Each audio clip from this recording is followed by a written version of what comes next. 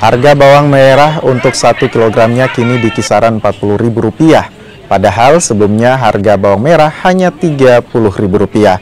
Komoditi lain yang juga naik adalah cabai besar. Kini dijual Rp55.000 per kilo, padahal dulunya hanya Rp40.000 per kilo. Sedangkan tomat per kilonya seharga Rp20.000, sebelumnya hanya Rp15.000 per kilo.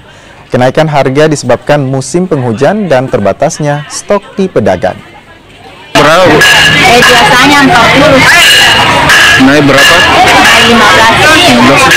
Karena garaan itu yang musim hujan. Musim hujan, Bu? Iya, iya. Cabai kecil, Bu? Cabai kecil sekarang 35. 35, Dik.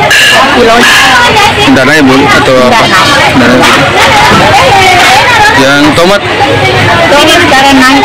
Naik berapa? Naik 5.000. Dari 20 sekarang per kilonya. 20 per kilo? Sebelumnya harga berapa? Sebelumnya 15. 15? Iya.